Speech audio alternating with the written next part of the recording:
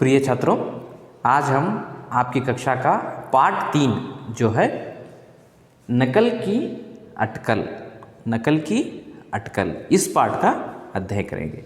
नकल अर्थात बच्चों किसी दूसरे व्यक्ति का या किसी चीज़ का या किसी दूसरे जीव को देखकर हम उनकी तरह उनका अनुकरण करना, यानी उनकी तरह बनने की कोशिश करना, इसको कहते हैं बच्चों हम नकल। तो अटकल अर्थ क्या है? अटकल का अर्थ है बच्चों अंदाजा या अनुमान। जब हम नकल करते हैं तो इसका अंदाजा, इसका अनुमान क्या होता है? तो देखिए, नकल की अटकल इस पाठ में एक सुंदर एक मैसेज या संदेश दिया गया। तो हम देख सकते हैं, यहाँ पर आप चित्र में देख सकते हैं, दो बंदर ऊपर बैठे हैं तो नीचे दो व्यक्ति हैं। उनमें से एक व्यक्ति जो है दूसरे व्यक्ति की क्या कर रहा है बच्चों?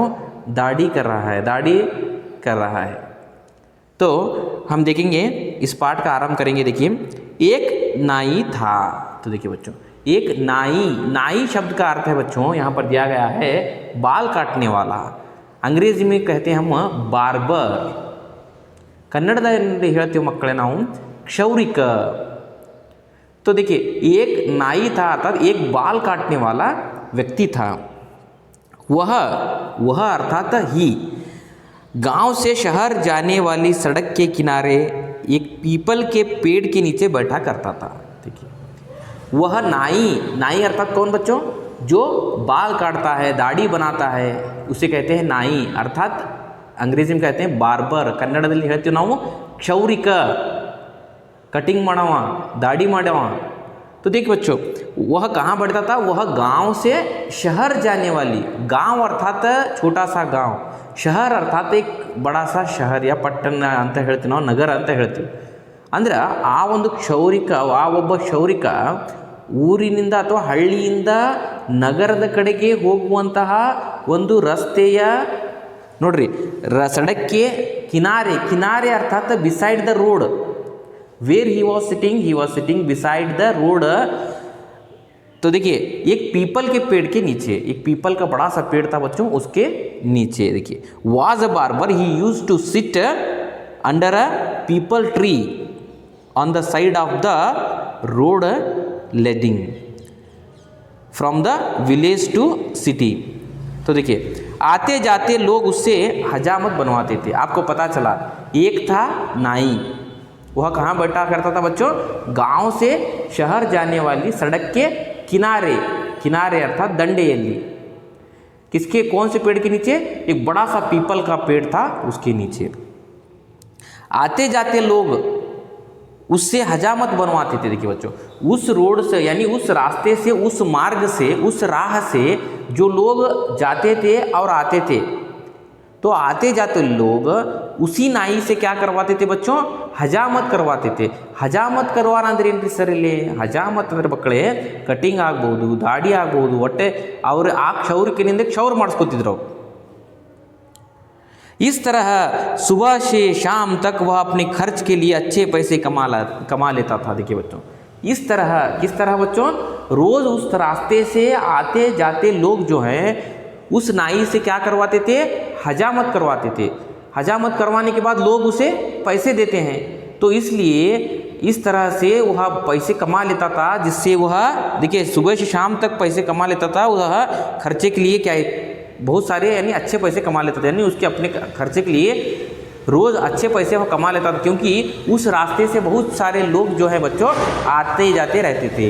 ಅಂದರೆ ಆ ಒಂದು ರಸ್ತೆಯಿಂದ, ಹಳ್ಳಿಯಿಂದ ನಗರದ ಕಡೆಗೆ ಹೋಗಿರುವಂಥ ಒಂದು ರೋಡ್ ಇತ್ತಲ್ಲ, ಆ ರಸ್ತೆಯ ಪಕ್ಕದಲ್ಲಿ ಪೀಪಲ್ ಅನ್ನುವಂಥ ಮರದ ಕೆಳಗೆ ಆ ಒಬ್ಬ ವ್ಯಕ್ತಿ, ಆ ಕ್ಷೌರ ಮಾಡ್ತಾ ಇದ್ದ ಆ ಮರದ ಕೆಳಗೆ ಕೂತು। ಬರುವ ಹೋಗುವ ಯಾತ್ರಿಕರೆಲ್ಲರೂ ಅವನ ಹತ್ತಿರ ಏನಪ್ಪ ಅಂತಂದ್ರೆ ಏನು ಮಾಡ್ತಿದ್ರು? ಕ್ಷೌರವನ್ನು ಮಾಡಿಸ್ಕೊಡ್ತಿದ್ರು ಮಕ್ಕಳೇ। ಇದರಿಂದ ಅವನಿಗೆ ತನ್ನ ಖರ್ಚಿಗೆ ಆಗುವಷ್ಟು ಒಳ್ಳೆಯ ಏನಪ್ಪ ಅಂದ್ರೆ ಹಣ, ಒಳ್ಳೆಯ ಒಂದು ಮೊತ್ತ ಅವನಿಗೆ ಸಿಗ್ತಿತ್ತು ಇಡೀ ದಿನ।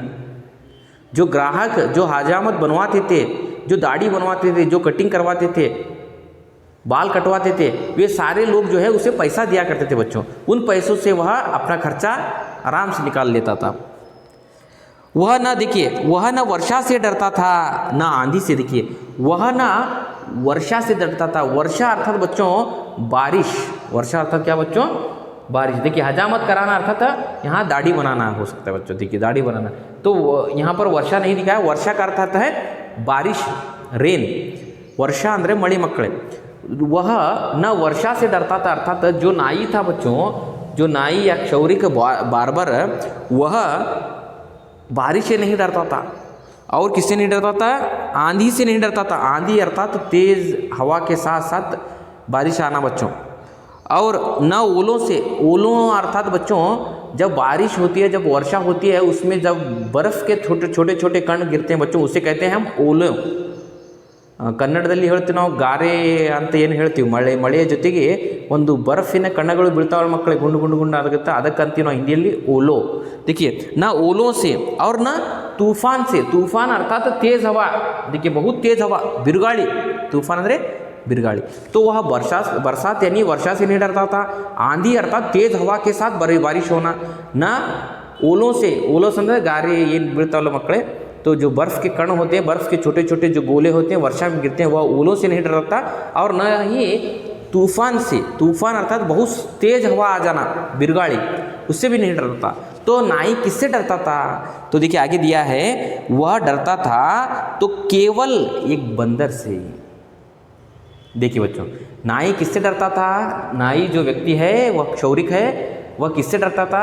केवल एक बंदर से डरता था, एक मंकी से डरता था। ಒಂದು ಮಂಗದಿಂದ, बंदर अर्थात मंकी, एक बंदर से वह डरता था। डरना अर्थात ಹೆದರುವುದು ನೋಡ್ರಿ।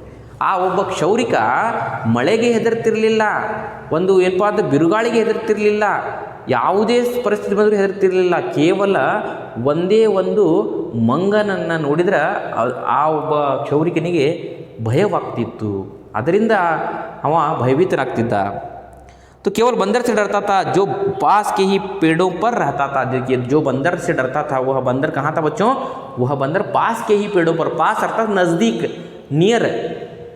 तो देखिए नज़दीक ಅಂದರೆ ಹತ್ತಿರವಾದಂಥ ಮರಗಳಲ್ಲಿ ಆ ಒಂದು ಮಂಗ ಇರ್ತಿತ್ತು। जो पास के पेड़ों पर रहता था। बंदर की यह बुरी आदत थी कि वह हर काम में नाई की नकल करता था। देखिए बंदर की एक बुरी आदत थी, अर्थात आ मंग ಒಂದು ಕೆಟ್ಟ ಹವ್ಯಾಸವಿತ್ತಪ್ಪ। आदत ಅಂದರೆ ಹವ್ಯಾಸ ಅಥವಾ ರೂಢಿ, ಏನಪ್ಪ ಅಂದ್ರೆ, तो वह क्या करता था बच्चों? वह नाई की नकल करता था। नाई अर्थात बार्बर क्षौरिक, उसकी जो है नकल करता था। यानी नाई जिस तरह से लोगों की दाढ़ी बनाता, यानी हजामत करता, तो उसी प्रकार वह भी उसी तरह करना आरंभ कर देता। तो वह नकल करता था ಅಂದರೆ ಅವನ ಅನುಕರಣೆ ಮಾಡೋದು, ನಕಲು ಮಾಡುವುದು, ಕಾಪಿ ಮಾಡೋದು ಅಂತ ಕರಿತೀವಿ ನಾವು। उसको देखकर उसी तरह करना, यह वो बंदर की एक बुरी आदत थी। बुरी अर्थात ಕೆಟ್ಟ, बैड हैबिट। किसी मुसाफिर का जब नाई करता बाल कटाई, तभी बंदरिया के सिर पर बंदर करता लकड़ी की घिसाई। तो देखिए कितनी सुंदर 4 पंक्तियों में दिया गया है यहाँ। किसी मुसाफिर का जब नाई करता बाल कटाई, किसी ಅಂದರೆ ಯಾವುದಾದರೂ ಒಬ್ಬ ಯಾತ್ರಿಕನ ಕೂದಲನ್ನು ಈ ಒಬ್ಬ ಕ್ಷೌರಿಕ ಕಟ್ ಮಾಡುವ ಸಂದರ್ಭದಲ್ಲಿ, ತಬಿ ಬಂದರಿಯಾಕೆ ಸಿರ್ ಪರ್, ಬಂದರಿಯಾ ಅಂತಂದರೆ ಹೆಣ್ಣು ಮಂಗ, ಮಂಗ ಗಂಡು ಮಂಗ ಏನಿತ್ತಲ್ಲ ತನ್ನ ಹೆಂಡತಿಯ ಆ ಬಂದರಿಯಾಕೆ ಸಿರ್ಪರದ ಆಕೆಯ ತಲೆ ಮೇಲೆ ಏನಪ್ಪ ಅಂದ್ರೆ ಕಟ್ಟಿಗೆಯಿಂದ ಮಾಡ್ತಿತ್ತಂದ್ರೆ ಕಟ್ಟಿಂಗ್ ಮಾಡಿದ ಹಾಗೆ ಅದನ್ನು ತಿಕ್ತಿದ್ದ, ನಾವು ಚಿತ್ರದಲ್ಲಿ ನೋಡಬಹುದು। ಆ ಪುಸ್ತಕ में देखिए बच्चों, तो उसी प्रकार जिस प्रकार यात्री की जो हजामत नाई कर रहा था, उसी प्रकार बंदर अपनी पत्नी बंदरिया के सिर पर क्या करता? लकड़ी से घिसाई करने लगता, बाल काटने की तरह नकल करने लगता बच्चों। तो यह था बच्चों। तो देखिए जब नाई किसी की दाढ़ी मूंढने लगता, तो बंदरिया भी, देखिए बंदर भी अपनी बंदरिया के मुंह को हाथों से मलकर उस पर लकड़ी फेरने लगता। देखिए जब नाई किसी की दाढ़ी मूंढने लगता, जब वह नाई ಅಂದರೆ ಯಾವಾಗ ಕ್ಷೌರಿಕ ಯಾವುದಾದ್ರೂ ಒಬ್ಬ ವ್ಯಕ್ತಿಯ दाढ़ी अर्थात शेविंगನ್ನು ಮಾಡ್ತಾನಲ್ಲ ಮಕ್ಕಳೇ, उसी संदर्भ में देखिए बच्चों, वह बंदर अपनी पत्नी बंदरिया के मुंह को हाथों से मलकर, देखिए अपनी पत्नी बंदरिया की मुंह पर क्या है? हाथों से मलना। मलना ಅಂದ್ರೇನ್ರಿ?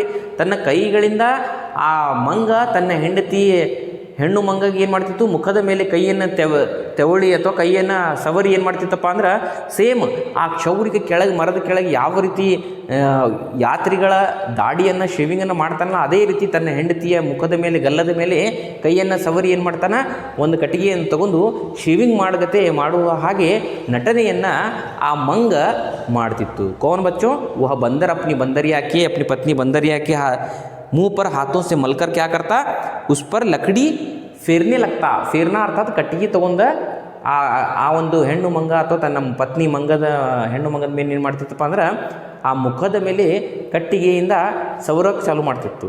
ಹೇಗೆ ಆ ಕ್ಷೌರಿಕ ಆ ಬ್ಲೇಡ್ ವಸ್ತ್ರ ತಗೊಂಡು ಯಾವ ರೀತಿ ಆ ಒಬ್ಬ ಯಾತ್ರಿಕನ ಶೇವ್ ಮಾಡ್ತಾರಲ್ಲ ಅದೇ ರೀತಿ ಆ ಮಂಗ ನೋಡಿ ಮರದ ಮೇಲೆ ಕುಳಿತುಕೊಂಡು ತನ್ನ ಹೆಂಡತಿಯ ಮುಖದ ಮೇಲೆ ಏನಪ್ಪ ಕಟ್ಟಿಗೆಯಿಂದ ಗಲ್ಲದ ಮೇಲೆ ಸವರ್ತಿತ್ತು. जब नाई किसी आदमी के मूँछे छाटता तो बंदर भी अपनी बंदरिया की मूँछे छेड़ता. देखिए जब क्षौरिक नाई जो है ಕಿಸಿ ಯಾತ್ರಿಕೆ ಮೂಚೆ ಚಾಟ್ನ, ಮೂಚನೆ ಅಂದ್ರೆ ಏನ್ರಿ, ಮೀಸೆಯನ್ನು ಕಟ್ ಮಾಡ್ತಿದ್ದಲ್ಲ. ಯಾವಾಗ ಒಬ್ಬ ಕ್ಷೌರಿಕ ತನ್ನ ಗ್ರಾಹಕರ ಅವನು ಮೀಸೆಯನ್ನು ಕಟ್ ಮಾಡ್ತಿದ್ದ, ಆವಾಗ ಮಂಗವು ಕೂಡ ತನ್ನ ಹೆಂಡತಿಯ ಮೀಸೆಗಳನ್ನು ಕಟ್ ಮಾಡೋಕ್ಕೆ ಪ್ರಯತ್ನ ಮಾಡ್ತಿದ್ದ ಕಟ್ಟಿಗೆಯಿಂದ. बंदरिया की मुझे छेड़ता भले ही उसके मुंह पर मूछों का एक भी बाल नहीं था. ಆದರೂ ನೋಡ್ರಿ, ಆ ಒಂದು ಹೆಣ್ಣು ಮಂಗದ ಒಂದು ತುಟಿಯ ಮೇಲೆ ಮೀಸೆ ಇರುವುದಿಲ್ಲ, ಆದರೂ ಕೂಡ ಇರುವ ಹಾಗೆ ಏನು ಮಾಡ್ತಿತ್ತು ಅಂದ್ರೆ ನಟನೆ ಮಾಡ್ತಿತ್ತು. ಅದು ಗಂಡು ಮಂಗ ಏನು ಮಾಡ್ತಿತ್ತು, ಮೀಸೆ ಕಟ್ ಮಾಡುವ ಹಾಗೆ ಅದರ ಮುಖದ ಮೇಲೆ ಕಟ್ಟಿಗೆಯನ್ನು ಸವರ್ತಿತ್ತು. ಮೀಸೆ ಇರುವುದಿಲ್ಲ, ಆದರೂ ಕೂಡ ಅದರ ಇದಾವ ಅಂತ ತಿಳ್ಕೊಂಡು ಅದೇ ರೀತಿ ಏನು ಮಾಡ್ತಿತ್ತಪ್ಪ ಅಂತಂದ್ರೆ ಆ ಮಂಗ ತನ್ನ ಹೆಣ್ಣು ಅಥವಾ ಆ ಹೆಣ್ಣು ಮಂಗದ ಮುಖದ ಮೇಲೆ ಏನು ಮಾಡ್ತಿತ್ತಪ್ಪ ಅಂದ್ರೆ ಒಂದು ಕಟ್ಟಿಗೆಯಿಂದ ಸವರ್ತಿತ್ತು ಮಕ್ಕಳಿಗೆ.